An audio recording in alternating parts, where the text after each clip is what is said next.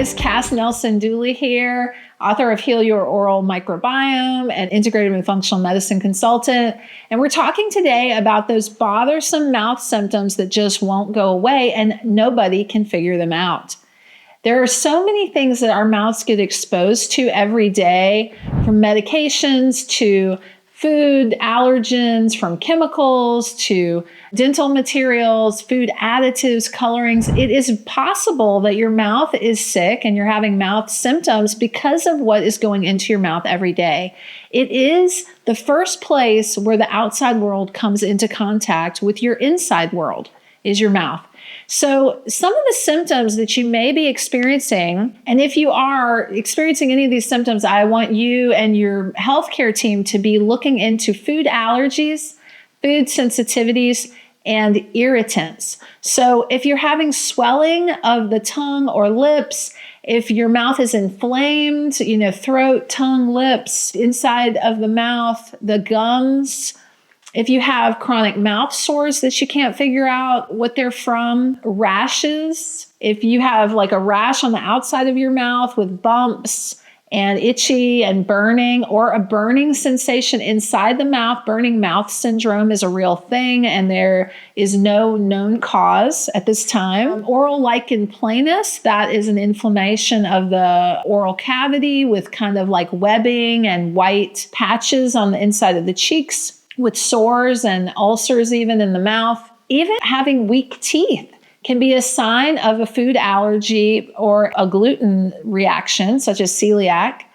And then lastly, I have thrown onto the list mouth breathing, because if your sinuses are congested because of food allergies or food sensitivities, then you may be mouth breathing, which can set you up for a whole series of oral health problems. So really, food allergies and food sensitivities should be one of the top things we are thinking about in integrative and functional medicine. And ideally, dentists would be thinking about this more when they're dealing with patients that have inflamed oral tissues that just aren't healing and seem really, angry, irritated, and resistant to treatment. So I talk about this in my blog for this month, December 2023, 9 symptoms in the mouth that point to food allergies and food sensitivities. And there are testing and treatments you can do. And I say this both to consumers to be aware of this information and armed with this information, and also to practitioners and dentists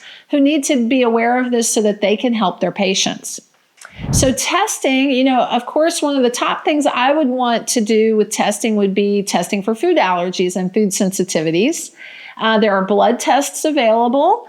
I like the IgE and IgG Explorer from Diagnostic Solutions Laboratory. They are our sponsor this month. Thank you so much, guys.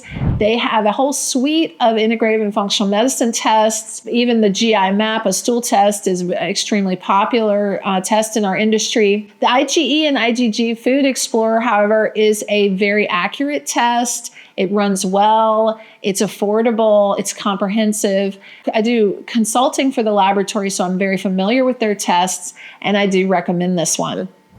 Also, celiac testing could be important. You can test for celiac disease. It's not as easy to test for gluten sensitivity, but celiac patients, 85% of them have damaged tooth enamel. That is one of the symptoms of a food allergy or food reaction, is weak tooth enamel. So testing for celiac and looking at for gluten sensitivity can be done. Now, allergists are more likely to use skin prick testing, and that is effective. I personally like to have that and blood testing. I wouldn't only use skin testing. I would also want to have blood tests to help me put the puzzle together of what's going on with the immune system. Also, now in terms of this is kind of a test and a treatment, which is elimination, right? And if you have a chronic mouth symptom like the ones we listed earlier, you probably have done this already, right? You've probably gotten rid of some foods that you noticed pricked up your symptoms. You have probably changed your toothpaste. You've probably tried some different things to see if you could figure out what causes your symptoms and what reduces your symptoms. That's the same idea with elimination and challenge. So this is considered the gold standard for food reactions. You eliminate problem foods for, I would say, at least 4 weeks. And then you introduce one food at a time for a couple of days and monitor for your mouth symptoms. So you need to do this with an integrative and functional medicine practitioner or a holistic and biological dentist, because really, if you're going to take a bunch of foods out, you need to adjust your diet so that you don't develop nutritional deficiencies that could then make your problems worse. So we don't want to create more problems while we're trying to fix one problem. So elimination and challenge is something you can do. You can do a food diary.